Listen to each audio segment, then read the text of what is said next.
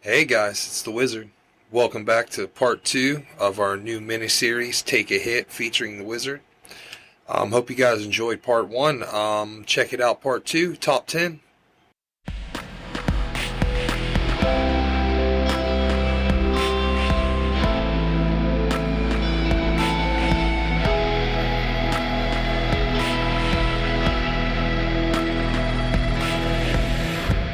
Mirror, mirror on the wall, who is the greatest swordsman of them all? There are many legendary knights and warriors in A Song of Ice and Fire's sprawling lore, but we are going to limit this list to the swordsmen who have made an appearance on the Game of Thrones. Everybody has their favorites, but here is our ranking on who best swung the steel or equivalent weapon in their prime. Let's look to the second sons for starters. Number 10. Daario Naharis.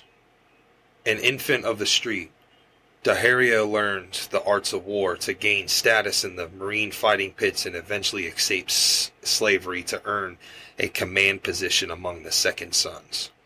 Despite his low status, Daario maintains a high code of conduct that mainly anointed knights on the list.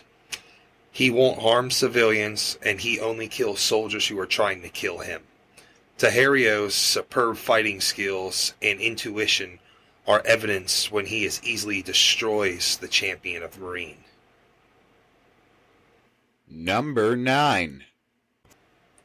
Jorah Mormont. Though disgraced, Jorah was raised in an ancient house and trained as a master swordsman. We watched Jorah fight his way up through the fighting pits of Marine and emerge the winner in the Dazak pit.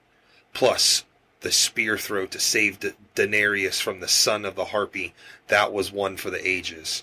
Legendary status works itself out in the field, and Jorah has risen to new heights in the crusade to be the champion of Daenerys Targaryen.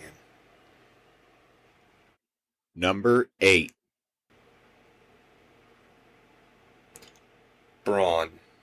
A down-and-dirty street fighter like Daario, the Cell swordsman Bronn is also a member of the lightly armored and super-fast sword fighting school, preferring to dodge and weave a more heavily armored opponent and then cut him to pieces when he is exhausted, as displayed in his masterful defeat of Ser Vardis.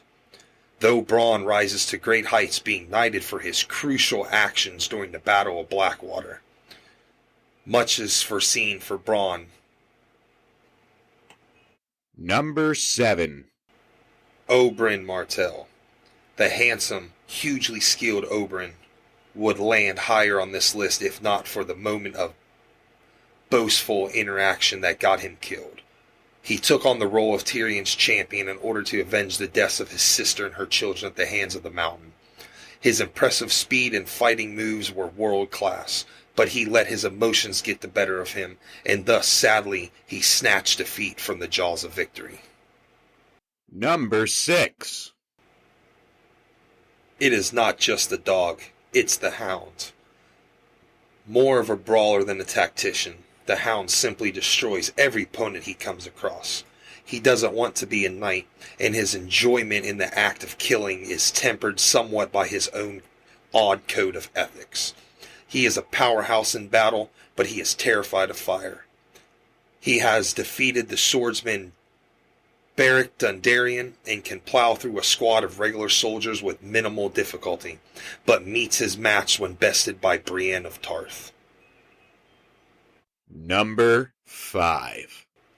Sir Brienne of Tarth. The highborn Brienne of Tarth is probably the trusted ideal knight on this list. Even though she claims, "I am no knight," she feels like a lioness, all the screams and whirling blade as if every battle was waged against every man who ever mocked her and stood in her way. Some may think Brienne shouldn't rank so high, but she did defeat all the comers, including Loras Tyrell at Renly Baratheon's tournament at Storm's End. She also has bested the Hound in single combat. The Hound may have been weakened by his bite wound, but she took him down either way. Number 4. Jon Snow. Raised in the powerful House of Stark, John was trained in swordplay by capable instructors and has proven himself repeatedly to possess tremendous natural instinct and talent on the battlefield. The experience he gained in the Night's Watch, such as fighting wildlings and White Walkers, has only made him better. John is quite confident in his skills, and his reputation was enough for the ego-mad Ramsay Bolton to refuse his offer in single combat. Number 3. Robert Baratheon. Former ruler of the Seven Kingdoms, Robert has insanely impressive in his youth.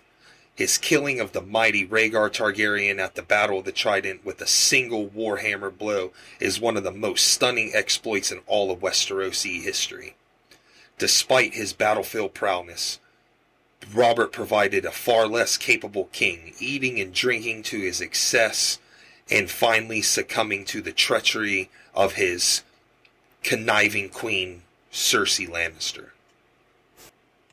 Number 2. Jaime Lannister. Although his reputation shall always be sullied by his backstabbing of the Mad King Aerys Targaryen, Jaime the Kingslayer Lannister is known as one of the most brilliant swordsmen in all the Seven Kingdoms. Jaime says there are 3 swordsmen who might have a chance of defeating him in a fair fight, but he does not name them. Since the loss of his hand, Jaime ranks is difficult to place. His skills and instincts remain, but we haven't seen him tested by a highly skilled opponent while fighting with his remaining hand. No, practicing or brawn doesn't count. And drum roll, please.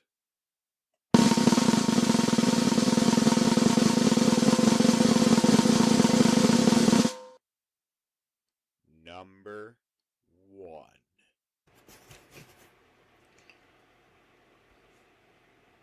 Sir Arthur Dayne. Appearing in 6th season Tower of Joy flashback in Oathbreaker, the Dornish knight Sir Arthur Dayne proved all of us how fantastic a fighter he was. Overwhelming Eddard Stark and his bannermen before being stabbed in the back by Howland Reed, Dayne's title was the Morning of the